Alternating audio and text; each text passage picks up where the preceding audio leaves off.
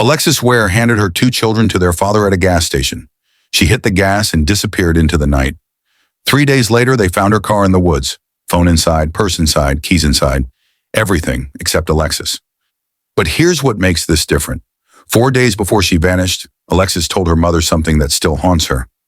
"Mom, I'm not going to see my 30th birthday." She was 29. Her birthday was 2 months away. Someone had been calling her, a number she couldn't block. She called him the devil. A black truck was following her, and that weekend she knew. She told her family exactly what was coming. This is the case of the woman who predicted her own death, and 3 years later, no one's been arrested because someone wanted her gone, and they made sure she'd never make it to 30. Welcome to Hot True Crime Stories. Kindly support us by subscribing to this channel and turn on the notification bell icon so you won't miss out on our important true crime documentary. Alexis Ware was more than a headline. She was a daughter, a sister, and a loving mother whose life took a heartbreaking turn. Born in South Carolina in the early 90s, Alexis grew up surrounded by family. She was known for her bright personality, creativity, and deep love for beauty and fashion. Friends and relatives describe her as outgoing, stylish, and someone who cared deeply for the people she loved. As she grew older, Alexis turned her passion into work, becoming a hairstylist and running a small beauty business from home. She dreamed of expanding it, creating a better life for her 2 children, who were her entire world. Alexis was a dedicated mother. She balanced work, parenting, and her personal life, staying close to her mother and siblings. Family says she was protective, gentle, and always thinking ahead for her kids' future. January 28, 2022. Friday evening, Alexis loads her 2 kids into her red Honda and drives 80 miles to her mother's house. She's exhausted but excited. She's been talking about Atlanta, about opening her own boutique, her own salon. Everything's finally coming together. But when she wakes up Saturday morning, something's changed. Her mother, Alberta, notices it immediately. Alexis is scared, and when Alberta asks what's wrong, Alexis shows her something on her phone. A number, blocked over and over, but it keeps getting through. "Who is it?" her mother asks. Alexis looks up. "The devil," she says. But the calls weren't the only thing. Alexis tells her mother she's been followed. A black truck. Everywhere she goes, to the store, to work, back home. Always there. Always watching. And then she says something that makes Alberta's blood run cold. "Mom, I'm not going to see my 30th birthday." Alberta freezes. "What do you mean? Why would you say that?" Alexis won't explain. She just knows. She's been reading signs, seeing patterns, and everything's pointing to the same thing. She has 2 months left. Sunday morning, Alexis is getting ready to leave. Her mother begs her to stay. "Just one more night, please."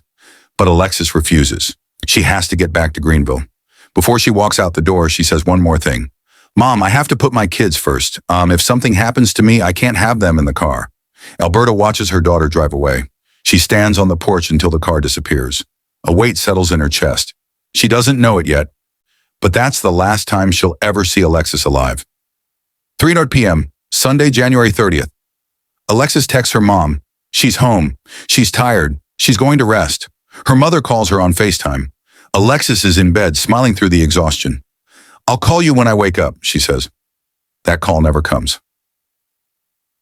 4.5 hours later, Alexis gets a text from TJ Patterson, her ex, the father of her youngest son. He needs to pick up the kids. Can they meet at the 7-Eleven on Highway 29? She agrees, but she tells him she's low on gas. She needs money just to make it there. So they meet. 7:30 p.m., Anderson, South Carolina. What happens next will change everything. Family members and activists are pushing for more help in the search for a missing South Carolina mother of 2. Alexis Ware was last seen 3 weeks ago on January 30th in Anderson County. Her red Honda car was later found on a rural property in McCormick County, but Ware has still not been found. Investigators do not know how the car ended up there. Activists have requested the FBI's help, but the agency released a statement to our sister station in Greenville saying law enforcement has not asked for their help. Anyone with information is asked to call the Anderson County Sheriff's Office. 7:28 p.m. Alexis pulls into the 7-Eleven. TJ's already there. Surveillance cameras catch everything. Alexis gets out. TJ gets out.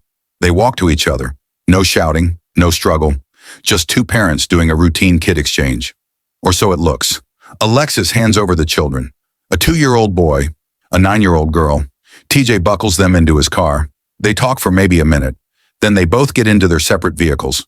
The plan is simple. They're both heading to TJ's mother's house. Alexis will drop the kids off, then drive back to her mom's place. But that's not what happens. They both pull out of the gas station, turn left, and then Alexis floors it. She speeds past TJ's car and vanishes down Highway 29. TJ watches her taillights disappear into the darkness. At first, he thinks maybe she just wants to get there first. Beat him to his mom's house. But when he arrives, Alexis isn't there. He calls her, no answer. He calls again, nothing. He texts. Read receipts don't even show up. 30 minutes pass. An hour. TJ's getting worried now. So he calls Alberta, Alexis's mother. Have you heard from Alexis? She left the gas station, and I don't know where she went. Alberta's heart drops. No, she says. I haven't heard from her since this afternoon. Alberta tries calling Alexis. Straight to voicemail. She tries again. Again. Nothing. By midnight, the fear is overwhelming. By morning, it's turned into certainty. Something is very, very wrong. February 1st. Her family files a missing person report with the Anderson County Sheriff's Office. Police move fast. They pull the surveillance footage from the 7-Eleven. They confirm TJ's story. No fight, no force. Just a normal exchange. But then they find something that doesn't fit. Later that night, Alexis's red Honda is spotted on camera at an apartment complex in Anderson. Not once, twice. This isn't Alexis's apartment. She lives in Greenville, not Anderson. So whose place is this? Why is she there? And why does she keep coming back? Police won't say. But here's what we know. That apartment complex is the last place Alexis's car is seen on camera. After that, it disappears completely. For 3 days, no one knows where Alexis Ware is. And then, a call comes in. February 2nd, a red Honda Accord has been found, McCormick County, a logging road in the middle of nowhere, 50 miles from that gas station. And when police arrive at the scene, what they find makes no sense, because everything's still inside.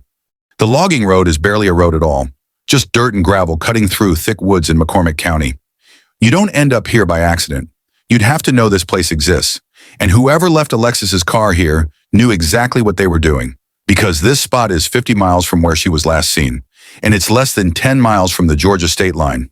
Police approach the vehicle. The doors are unlocked. No broken windows. No signs of forced entry. They open the driver's side door and look inside. Her phone is sitting in the cup holder. Her purse is on the passenger seat.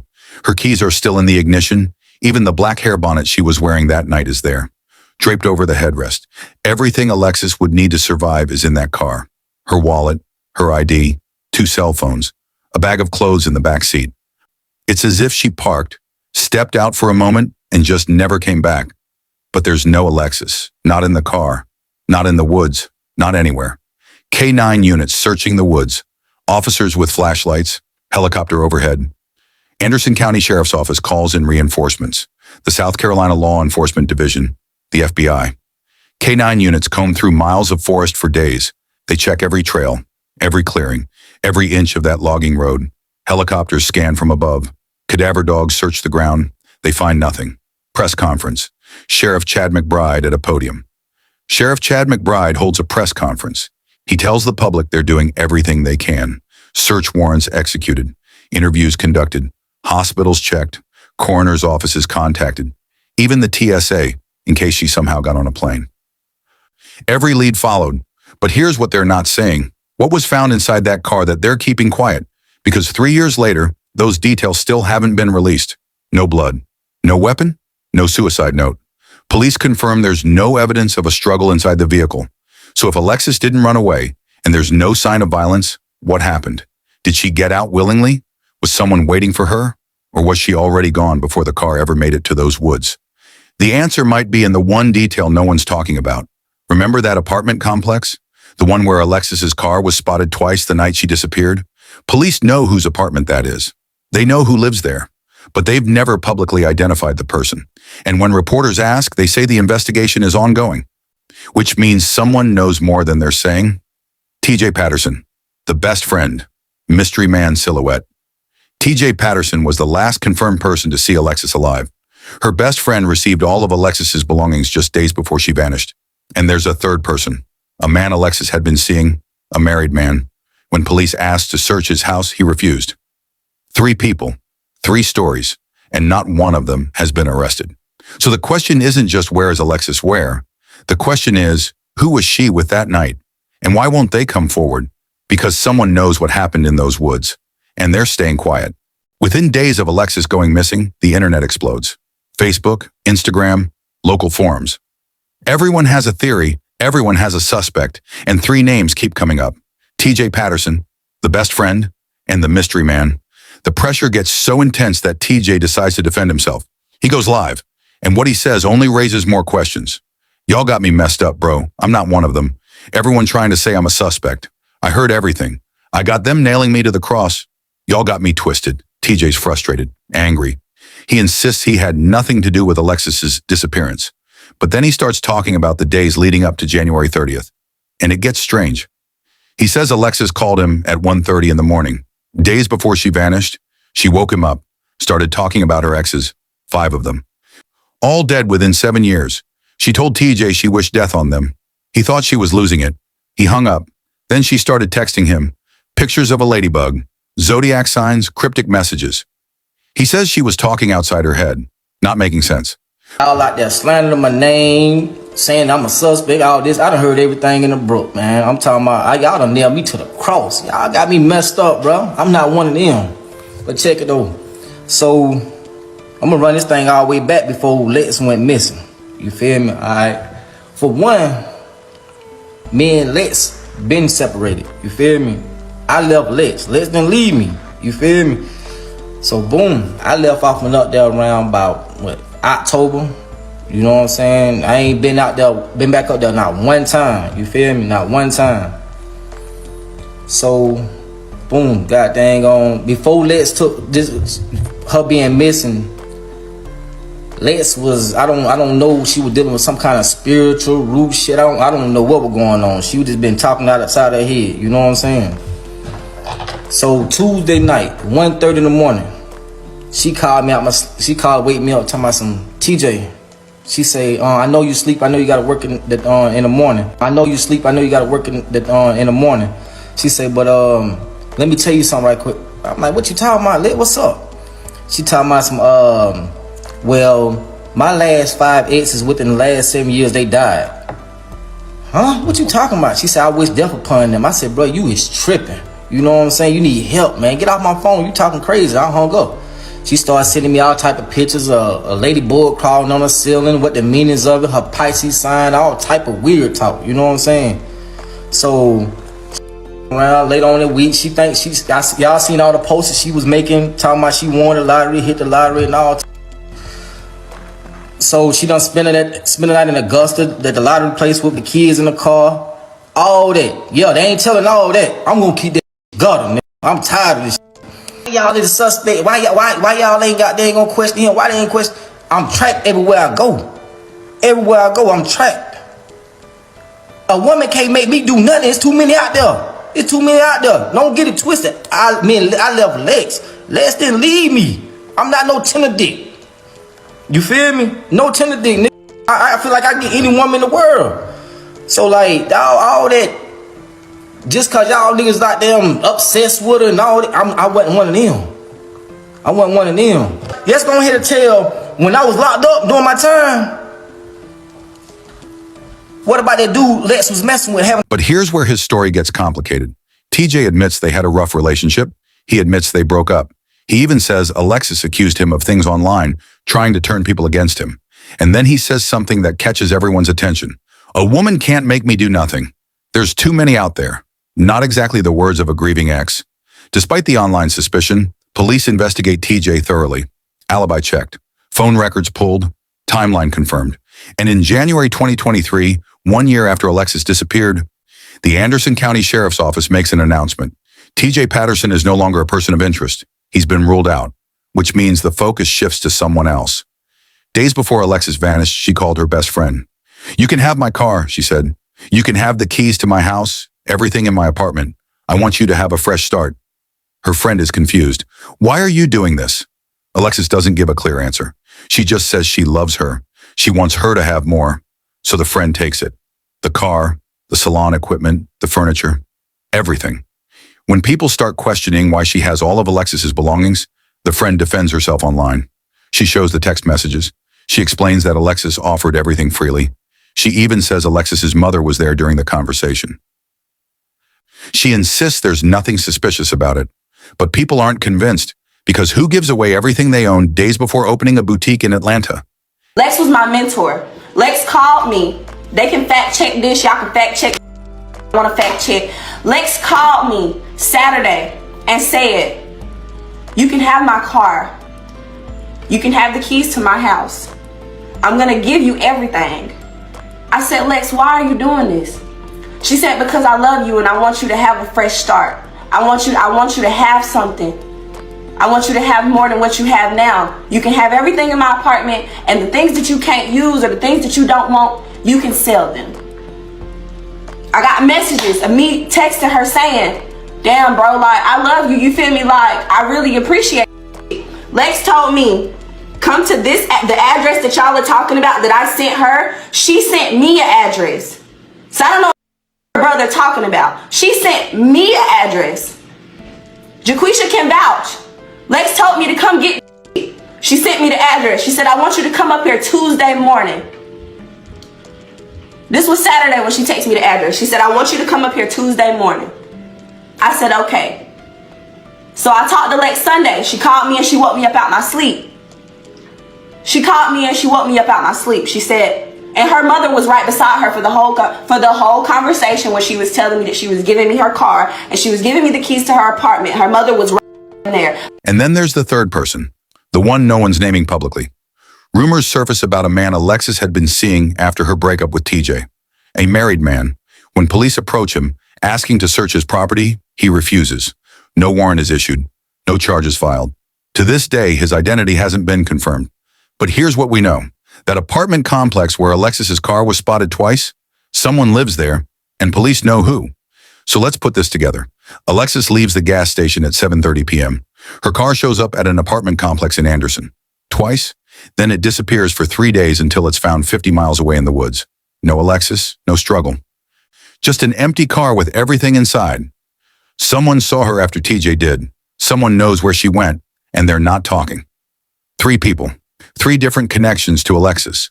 One ruled out, one defended herself publicly, one refused to cooperate. And 3 years later, not a single arrest has been made. So who's lying and who's protecting them? If you think this case deserves answers, drop a comment below. Who do you think knows more than they're saying? Before we go any further, I want to hear from you. Based on what you've heard so far, who do you think is hiding something? TJ, the friend, the mystery man, or is there someone else we're not seeing? Drop your theory in the comments. I'm reading every single one. And if you believe cases like this shouldn't go cold just because time passes, hit that subscribe button. Turn on notifications, because we're not done with this story yet. There's one more person we need to talk about, and what she's doing might change everything. Alberta Grace Simpkins hasn't slept properly in 3 years. Every night she checks her phone, hoping for a text, a call, anything. Every morning she wakes up to the same nightmare. Her daughter is still missing, and no one's been held accountable. But Alberta isn't the type to sit and wait. If the system won't help her daughter, she'll change the system. Within weeks of Alexis disappearing, Alberta starts organizing. She raises money for billboards, gets the Black and Missing Foundation involved, holds vigils, appears on local news. She's everywhere, making sure people don't forget her daughter's name. But she needs more than awareness. She needs action. So she reaches out to the South Carolina Law Enforcement Division. SLED, Alberta asks SLED to take over the investigation. She feels the Anderson County Sheriff's Office isn't communicating, isn't giving her updates, isn't making progress. She's desperate for fresh eyes on the case. SLED responds with a single sentence that changes everything. We can't take over unless we're invited by the local agency, a solicitor, or the Attorney General's office. Alberta is stunned. Her daughter is missing. The case is going cold, and the state agency that could help her is blocked by a legal technicality. The local sheriff's office has to invite them, but they're not inviting them. So Alberta is stuck, watching the investigation stall, watching leads go cold, watching the years pass. That's when she decides to do something no grieving mother should have to do. She's going to change the law. Alberta teams up with community activist Bruce Wilson. Together, they draft a bill. They call it the Alexis Ware Act. The proposal is simple. If a missing person case goes unsolved for 12 months, the family can request that SLED take over the investigation. No waiting for an invitation, no bureaucratic roadblocks, just action. This isn't just about Alexis anymore. This is about every family that comes after. Alberta takes her fight to Colombia. She meets with legislators. She tells Alexis's story over and over. She explains how the system failed her daughter, how communication broke down, how leads went cold while she begged for help. She's not asking for special treatment. She's asking for accountability, and she's not backing down until someone listens. The media picks up the story. Local news covers it. National outlets take notice. The Alexis Ware Act becomes a rallying point for families across South Carolina who feel ignored by the system. But as of today, the bill still doesn't have a sponsor. It's sitting in legislative limbo, waiting for someone to pick it up, which means Alberta is still waiting, still fighting, still hoping someone will care enough to help. Alexis's 2 children ask about their mother every single day. "Where's mommy?" they ask. "When is she coming home?" Alberta has to look them in the eyes and tell them she doesn't know, because the truth is too heavy for children to carry.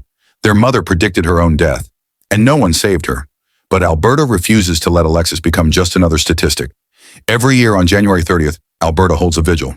Friends, family, strangers who followed the case, they gather, they light candles. They say Alexis's name out loud, because as long as people remember her, the case isn't closed. As long as people keep asking questions, someone might finally talk, and Alberta believes someone will, because she knows the truth is out there. 3 years later, the investigation remains open. The FBI is still involved. The sheriff's office says they're following leads, but no arrests have been made, no suspects publicly named, and Alexis's body has never been found. Somewhere in those woods or in someone's memory, the answer is waiting, and Alberta isn't going to stop until she finds it. Here's my question for you. Should families have the power to request state intervention when local investigations stall? Or does that create more problems than it solves? This is a real debate happening right now in South Carolina. And your voice matters. Drop your thoughts in the comments. And if you think Alberta's fight deserves to be seen, hit that like button right now. Share this video, because the more people who know about the Alexis Ware Act, the more pressure there is for someone to sponsor it. That's how change happens, one share at a time. But Alberta's fight isn't the end of this story, because there's one question we still haven't answered. The question that haunts everyone who knew Alexis. How did she know? How did a 29-year-old woman predict her own death 4 days before it happened? Let's walk through this one more time, because the answer is buried somewhere in these details. January 30th, 7:30 p.m. Alexis hands her kids to TJ at the 7-Eleven. She speeds away. Her car is spotted at an apartment complex in Anderson. Twice. Then nothing for 3 days. Until her car shows up 50 miles away in McCormick County. 3 locations. 3 pieces of a puzzle that don't fit together. Start with the apartment. Police know whose place that is. They've interviewed the person, but they've never named them publicly, which means one of 2 things. Either that person has been cleared and police are protecting their privacy, or that person is still under investigation and police don't want to tip them off. But here's what doesn't add up. If they've been cleared, why keep it secret? Why not tell the family? Why not tell the public? Then there's the phone. Alexis had 2 cell phones in her car when it was found. Police pulled the records. They know every call she made, every text she sent, every person she contacted in those final hours. And they've shared none of it. Not with the public, not even with the family. Which means there's something in those records they don't want anyone to see. A name, a pattern, evidence. And then there's the devil. The block number that kept getting through. Alexis told her mother about it, showed her the phone, proved it was real. So police have that number. They can trace it, find out who owns it, who was harassing her, who was threatening her, but they haven't told anyone who it was. Why? The black truck. Multiple witnesses, Alexis told her mother, told her friends, said it followed her everywhere for weeks. That's stalking. That's a crime.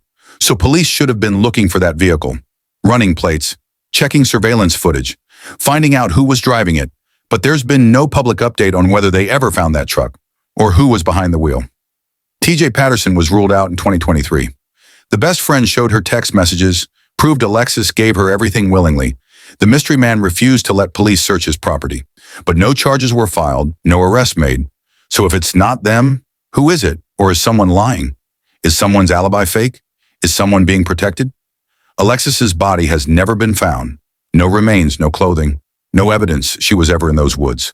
The K-9 units searched for days, cadaver dogs, helicopters, ground teams, nothing. Which raises a disturbing possibility. What if Alexis was never in those woods? What if her car was dumped there to throw investigators off? What if she's somewhere else entirely? The logging road where her car was found is less than 10 miles from the Georgia state line.